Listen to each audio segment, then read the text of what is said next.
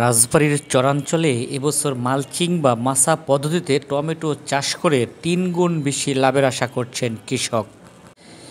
একই এলাকায় পুরাতন পদ্ধতিতে টমেটো চাষ করে লাভ তো দূরের কথা, আসল টাকা ওঠা নিয়েই চিন্তায় আছেন রাজবাড়ীর কৃষক। আর কৃষি সম্প্রসারণ অধিদপ্তরের কর্মকর্তারা জানান, আধুনিক কৃষিতে পরামর্শ, প্রশিক্ষণ ও প্রণোদনা দিচ্ছেন তারা।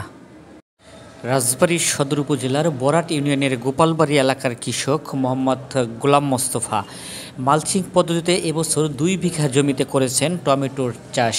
এতে তার খরচ হয়েছে ৩ লক্ষ টাকা। এরই মধ্যে ১ লক্ষ টাকার টমেটো বিক্রি করেছেন তিনি। তার ক্ষেতে উৎপাদিত টমেটো আরও অন্তত ৫ লক্ষ টাকা বিক্রি করতে পারবেন বলে দাবি করেছেন তিনি। তার এই আধুনিক পদ্ধতির চাষাবাস দেখতে অন্যান্য এলাকা থেকেও আসছেন কৃষকেরা। বলছেন, এই পদ্ধতিতে নেই কোনো ভয়, টমেটো হয় না কোনো রোগবালাই, আকারেও হয় বড়। একই এলাকার অন্যান্য কৃষকেরা যারা পুরাতন পদ্ধতিতে টমেটো চাষ করেছেন তাদের কপালে চিন্তার ভাঁজ।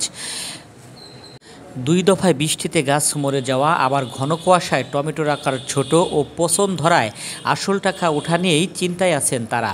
বলছেন, আগামীতে টমেটো চাষ করলে মালচিং বা মাচা পদ্ধতিতেই চাষ করবেন তারা। আর কৃষি কর্মকর্তারা বলছেন, পলিমাক্স ব্যবহার করে আধুনিক পদ্ধতিতে মালচিংয়ে টমেটো চাষ করার জন্য পরামর্শ প্রদান করা হচ্ছে। এতে আগাছা কম হয়, গাছের বৃদ্ধি ভালো হয়, রোগবালাই হয় না, আবার ফলনও হয় বেশি। এবছর রাজবাড়ীতে ৬৪৫ হেক্টর জমিতে টমেটোর আবাদ হয়েছে।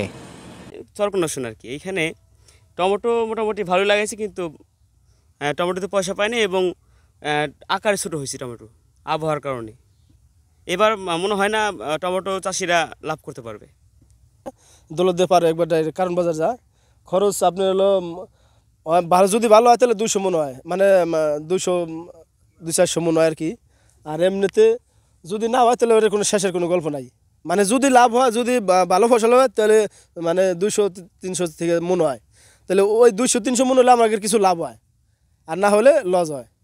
এরকম হলে লস হয়ে যায়, কারণ বর্তমান যে সার ওষুধ পরিতের দাম এগুলো তুলনামূলক ওরকম ঠিক মতো না হলে আমাকে লস হয়। গৃহস্থ বাঁচে তাহলে আমাকে বাঁচাবি, গৃহস্থ না বাঁচলে আমাকে বাঁচাবি কোন? গৃহস্থ এই যে ৮-৯ হাজার টাকা করে মন পিছিয়ে নেবে নাগাইছে, মানে বীজ বেচতেছে ১৫০০-২০০০, খেতে তো উঠিতে এইছে না, তাহলে হে বাঁচলে সে আমাকে বাঁচাবি, হে যদি না বাঁচে তাহলে আমাকে কেউ করে বাঁচাবি।